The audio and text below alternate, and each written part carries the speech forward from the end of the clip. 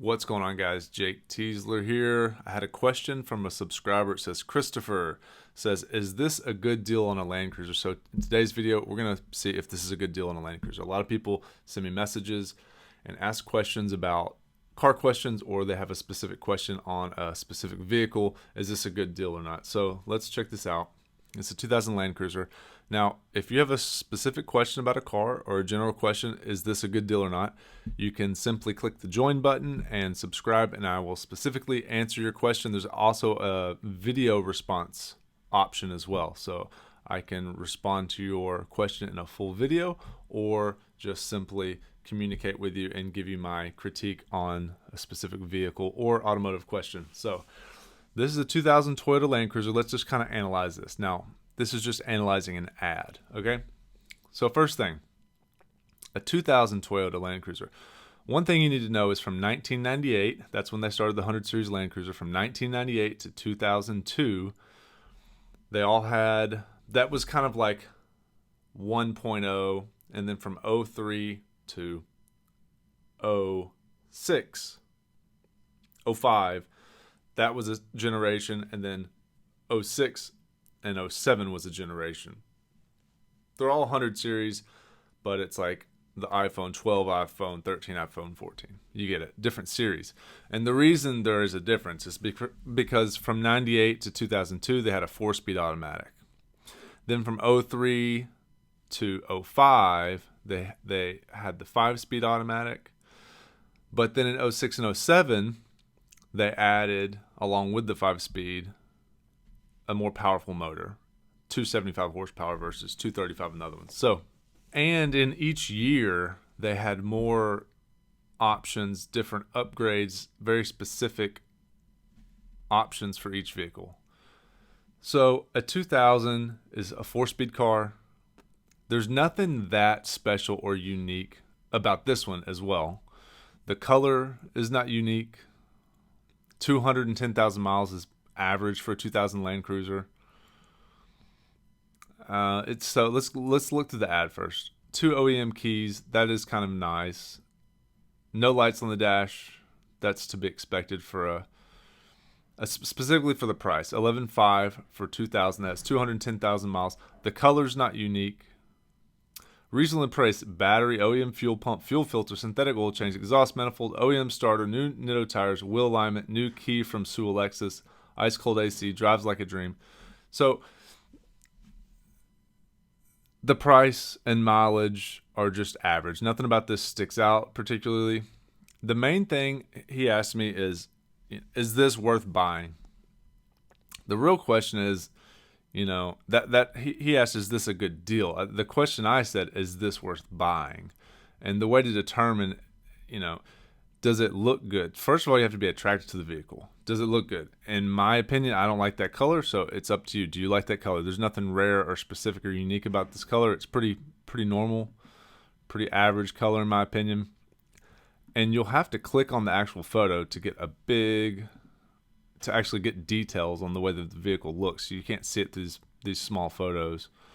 I don't see any body damage in particular. You can see where it had the fender flares previously, which there's an option you get on the port. It's got the factory wheels, factory running boards. It probably has not been lifted, probably has not been modified, but we'll have to keep looking at the photos to tell. Looks like it's got the factory glass, the reflective on the rear. One of the options you can see is that it does have the rear windows that pop out. So front seats look pretty normal. Steering wheel looks pretty normal. This is normal wear and tear for a 23-year-old vehicle with, over 200,000 miles. Rear seats look nice. Carpet looks clean. These usually sag. Looks pretty average in my opinion. You can check out the engine bay. The engine bay, it's got a different battery in it. Headlights are nice and clear. Bumper doesn't look beat up. Pretty normal. They haven't put a bunch of tire wet all over the engine bay. One thing you can check out is if the radiator caps are busted or not. None of this plastic doesn't look too old. One trick you can start looking for are the hose clamps factory, and Those are not. Those are aftermarket. So that looks like the factory hose, but they've used different hose clamps. So it's probably when they did the timing belt water pump. It's not the end of the world, but I prefer to use the factory OEM stuff. The rear, it's got the third row seats. The carpet looks pretty clean to me. You can start looking in here, look for rust. I don't see any rust here. Overall, it's hard to tell because it's an ad, but I don't see, it looks like factory paint. That's going to be a big deal to me. Does it have factory paint? Does it have any body marks, dents, dings, scratches? Does it have any rust? And it looks like a solid car, like an 8 out of 10 on the body, paint and body, and overall general look of the vehicle. Interior is about a 7 for a 23-year-old vehicle. And the rear seats look nice. Now, what I would say about this, he's wanting to know, is this a good deal? Is this worth $11,500? Well, to the right person it is. To me, it's not worth $11,500 because it's a 2000 and it's this color that I'm not really particular about. I don't care one way or the other about this color. I'm not fond of it. So let's go and see. Let's look on the marketplace and see what else we can find for $11,500. So I just did a search all across the nation for 1998 to 2002 Toyota Land Cruisers. So we're going to start with the very cheapest. And then right off the bat, okay, so a Northern car is probably going to have rust. These are both Northern. I like the white with the two-tone trim. That's a lot more attractive than just the all silver, in my opinion, but this is all personal preference. Here's a nice clean red. I like that red, or that burgundy. I like this green. You want factory paint, and you want paint something that looks good to you. I like this white with the two-tone. These are all in the same price range, okay? Here's that River Rock green mica like I have. Here's another River Rock green mica that I have. This one has a lot less miles. Here's a white one with the fender trim, factory. Some people like that. This is the trim I'm talking about. That was an option you can get added on. Some people like that, some don't. Seats are blown out. It's not as good condition as the other one, right? It's at a car dealer, so it's just the first one we clicked on. Here's one in Virginia.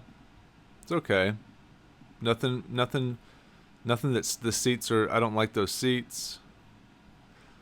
So you just have to click around until you find something that really sticks out. And a lot of times the vehicles in these price range, you have to go through 10 or 20 or 30 or 50. But the main thing for me is get one that you like the color. And I didn't like the color of that other one. This, I love the black with the gray. I love that. Now the other thing, if you find one with the color you like, the steering wheel looks really nice. The seats and the carpet look really nice. Okay, almost like suspiciously nice. Now you need to get underneath the vehicle and make sure it doesn't have any rust. There's no under car photos of this. This is really nice. This is factory. It's an O2. It does have factory navigation on the O2. I would need to get underneath this vehicle and check it out. It seems like it's a good deal. You know, see, there it is. This is why it seemed like it was a good deal. One accident reported. Okay? Not the end of the world, but if you were dead set on this one, I wouldn't get it because it has an accident reported. But if you were dead set on it, then you'd want to see if it's what was the damage. Has the car been repainted? It probably has. I don't want a repainted car because repainted cars, it never looks the same. The paint quality is never the same as factory, and I would rather just have a factory paint that's oxidized than an aftermarket paint job, because aftermarket paint it's just never the same. So let's go back to the first page. Are these cheaper vehicles worth it? Under the $12,000, under the price range? Let's look at this burgundy one. Right off the bat, looks decent. It's got front window tint, different tires on it. All the way around, I don't see anything that sticks out yet. No rust yet. Fender liner's a little beat up. It's got some off-road tires, so you have to be careful with how much off-roading people have been doing. Speakers worn out over there. It's not that big of a deal. So this is a red flag. It's got lockers, so it's been off-roaded. It's not what I would choose if you want a cream puff. If you were going for an off-road vehicle, fine. This is obviously owned by an enthusiast. It has a K&N filter sticker. It has something for the locker, or it's a power wire, so it could be used for a lot of different things. So I would take that one off the list for me because I'm looking for a cream puff. A lot of you guys are going to scoff at me and say, hey, quit being a wimp. Get something that's been modified, but I've owned 50 different cars or so or more, and I don't want to buy someone else's junk that's been off-roading it and tearing it up. If I'm going to tear it up, I want to do it, and I want to be the one that modifies it. If you find a really, really clean one that's been just tastefully modified the best way possible, sure. But they're hard to find. I don't see anything wrong with this one yet. And for me, it was about just finding a River Rock green mica that was the price. I got a really good deal on mine. This is a good indicator. They've got all the factory stuff with the keys. Pretty cool. And it's a good color. They don't have off-road tires. They've got these street tires on there, factory size. There's some cheapos. A lot of times you can tell a lot about the owner if they put cheap tires in the car. So these are cheap tires. So you have to watch that. Because if they put cheap tires, did they actually change the timing belt when it was supposed to? Did they? So here's the factory hose clamps. That's what they look like. If you go to AutoZone and you just get some cheapo that don't compress and expand, that's what you'll get. You'll get the other ones. So the timing belt was done 09 with 100,000 miles. So the timing belt needs to be done. If you wanted this color, this is a pretty good one. I would just take it and get the timing belt done. First of all, you need to go underneath and make sure that the frame does not have rust on it. And then if the timing belt was changed last at 100,000 miles and it's got 200 on it now, 260, then I'd take it straight to go get the timing belt, water pump changed, and you could probably drive it for like another 100,000 miles. But I would, first things first, paint and body exterior. Does it look presentable? Something that you would actually want to drive? Is it a favorable color? Is it a rare color? Is it something that you would like to keep for a while? Then go underneath. Just make sure it's not rusted out. Then you can start looking at other stuff. Does it leak? How are the tires? Has it been modified? So I would much rather have this vehicle that's listed at 10 and then get it for 8,000 or 8,500 and put 1,000 or 2,000 in it to get the timing belt, have 10,000 total, than to buy this one, which it has 50,000 less miles. There's nothing wrong with this one. There's absolutely nothing wrong with this one. I would need to see the frame, but based on this, there's no rust up here. The frame is probably just fine. Now, the reason it's listed at 11.5 instead of 9.5 is because it has 210 instead of 310,000 miles. So the price is just up another 1,000 or 2 than this green one that we're looking at.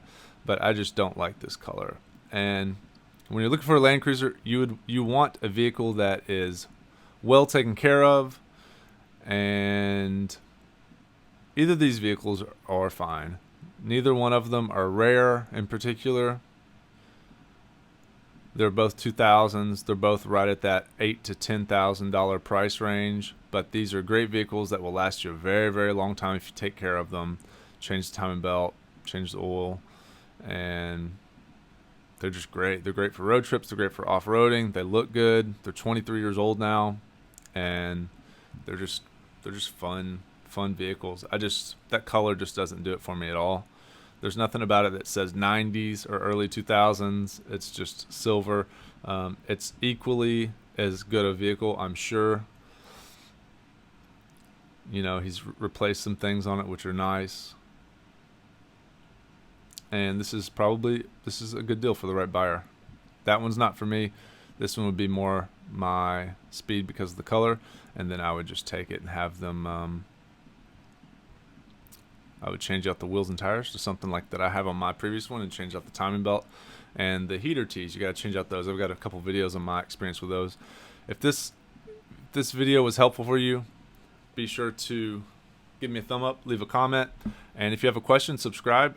And you can also donate to the channel if this was useful and the increment that it was useful to you. So if you found it helpful, take those actions. If you have any questions, take those actions in the join button below, and I'll catch you in the next video.